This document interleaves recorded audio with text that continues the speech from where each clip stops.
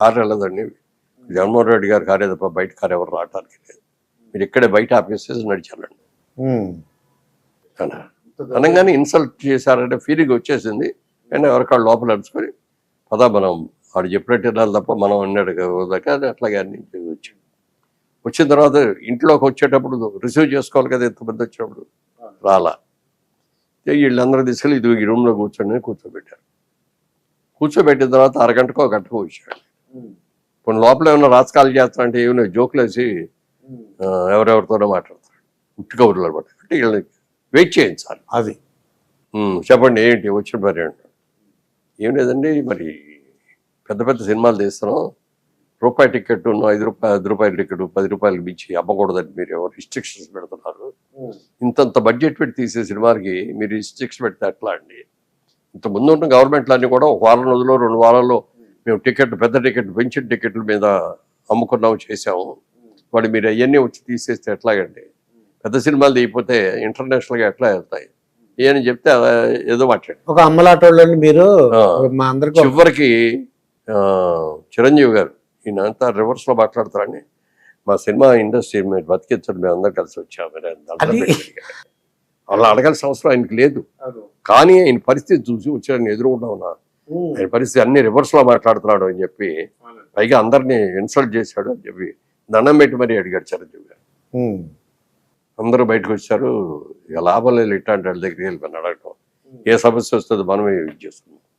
ఆంధ్రప్రదేశ్లో మన సినిమా ఆడకపోయినా తెలంగాణలో ఆడుతుంది, ఇంకా మిగిలిన చోట్ల చాలా చోట్ల ఆడుతుంది, వాడు ఇతర దేశాల్లో కూడా ఇల్లు ఆడుతుంది, ఏం పర్వాలేదు రండి అని చెప్పి ధైర్యంగా వచ్చారు. అది అట్లా అన్ని ఇండస్ట్రీస్ వాళ్ళని సఫర్ చేశారు, సినిమా వాళ్ళని ముఖ్యంగా. ఆయన ఏంటంటే నేను గెలిస్తే ఇంతమంది వరకు ఎవరు నా దగ్గరికి రారేంటి, అసలు ప్రొడ్యూసర్లు రారేంటి, డైరెక్టర్లు రారేంటి, హీరోలు రారేంటి, హీరోయిన్లు రారేంటి అనుకున్నాడు. అదొకటి పవన్ కళ్యాణ్ మీద కోపం కూడా ఉంది. అది కూడా పవన్ కళ్యాణ్ గారి మీద కోపం ఉండి ఉంటుందని నేను అనుకుంటున్నాను. ఎందుకంటే ఆయనకి జనసేన పార్టీ ఉంది, సినిమా ద్వారా పేరు వచ్చిందని అదొక ఇదండి. తర్వాత ఇప్పుడు మీరు హీరోలుగా పనిచేసినప్పుడు మంచి మీకు అంటే ఒక డిసిప్లిన్గా ఉన్నారండి, ఏ అలవాట్లు లేకుండా చాలా డిసిప్లిన్గా ఉన్నారు. కన్నడ సినిమా ఒక హీరో దర్శన్ పేరు విన్నారా లేదా మరి? ఎవరండి? దర్శన్. ఆయన ఏంటంటే పెద్ద ఫేమస్ హీరో అండి.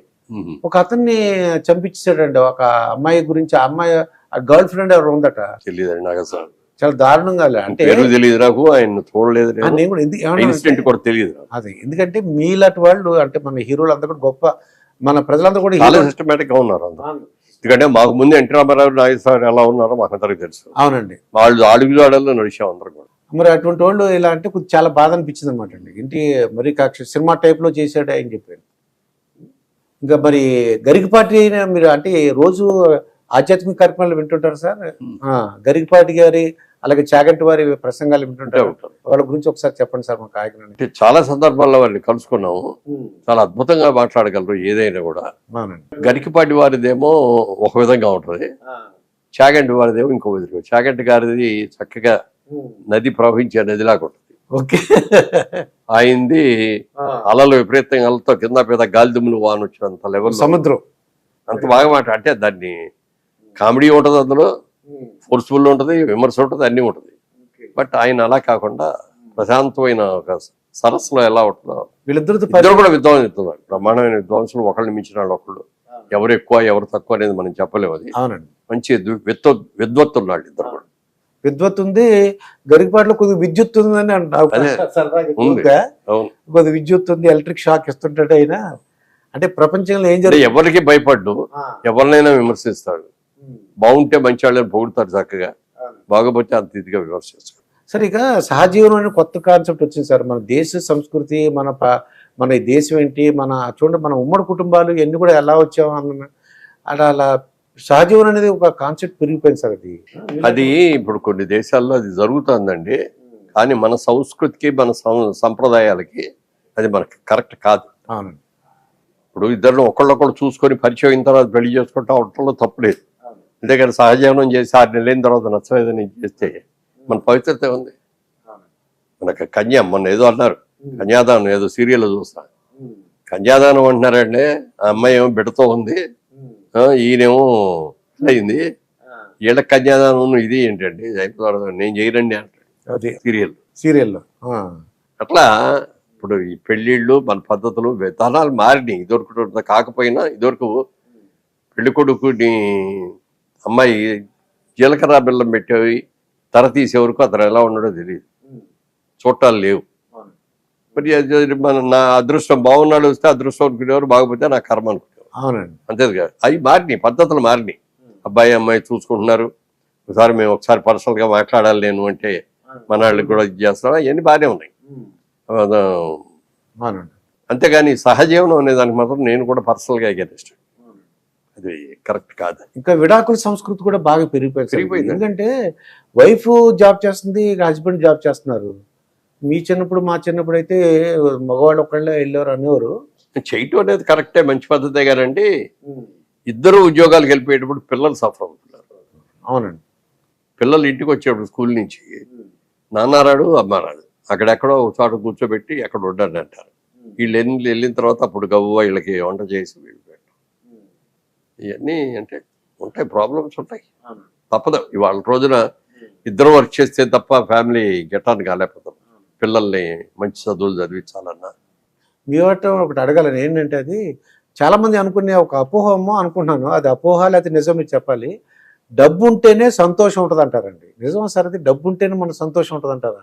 డబ్బు ఉండాలి, డెఫినెట్ గా డబ్బు ఉండాలి. డబ్బు ఉంటేనే అంటే సమస్య లేకుండా అవ్వాలంటే డబ్బు ఉంటేనే.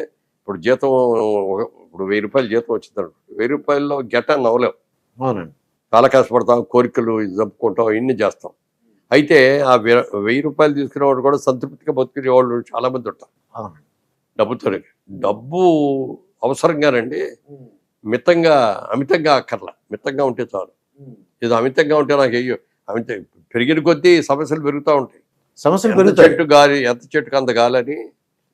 డబ్బు ఎక్కువగా ఉంటే కూడా చాలా సమస్యలు వస్తాయి. అది తెలియదండి పాపం.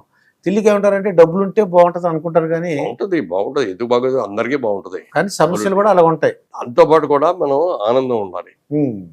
తర్వాత అది లేకుండా చేస్తే ఉపయోగం. మీ డైలీ చర్య ఎలా ఉంటుంది సార్? పొద్దున్నే ఎన్నింటికి లేస్తారు? మార్నింగ్ నేను మామూలుగా 5:30కి లేస్తానండి. 6కి వాకింగ్కి వెళ్తాను. 6 వాకింగ్. 6 to 7 వాక్ చేస్తానండి. 7కి మళ్ళీ ఇంటికి వచ్చి ఈటీవీ న్యూస్ పెట్టుకుంటానండి. కరెక్ట్గా ఈటీవీ న్యూస్ 7 రోజు చూస్తాను, అది కంపల్సరీ మార్నింగ్ ఈవినింగ్ కూడా చూస్తానండి. ఆ టైంలో మా ఆవిడ కాఫీ తెచ్చేస్తుంది, కాఫీ తాగుతూ న్యూస్ చూస్తాను. అది అయ్యేటప్పటికి పేపర్లు వస్తాయి, ఆ పేపర్లో కాసేపు కూర్చొని చూస్తాను. అయిన తర్వాత మళ్ళీ 8:30 to 9 మళ్ళీ ఇంకొక గంట నడుస్తాను. సెకండ్ అంటే 3 ఇన్స్టాల్మెంట్గా 4 ఇన్స్టాల్మెంట్గా నడుస్తాను రోజుకి. మార్నింగ్ వాక్ 1 hour అండి. మళ్ళీ 8:30 to 9:30 మళ్ళీ ఒక 45 minutes కానీ అక్కడ నడుస్తానండి. తర్వాత ఈవినింగ్ 4 to 5 నడుస్తానండి. భోజనం చేసిన తర్వాత ఒక అరగంట నడుస్తాను మళ్ళీ 8:30 to 9. 4 times వాకింగ్ అంటే 10,000 steps పైన ఉంటాయేమో అయితే. 10గా అంటే మినిమం 10,000 అనేది పెట్టుకున్నానండి. జనరల్గా యావరేజ్గా 15,000 ఉంటాయి. ఒక్కో రోజు 20 నడుస్తానండి, 20,000 కూడా. ఎందుకంటే 2 రోజులు కుదరకపోవచ్చు కదా, వాళ్ళ పొద్దున్నే ఏలూరు వెళ్ళాలి, కారులో వెళ్ళి మళ్ళీ రాత్రికి వస్తా ఉంటే ఆ రోజు కుదరదు.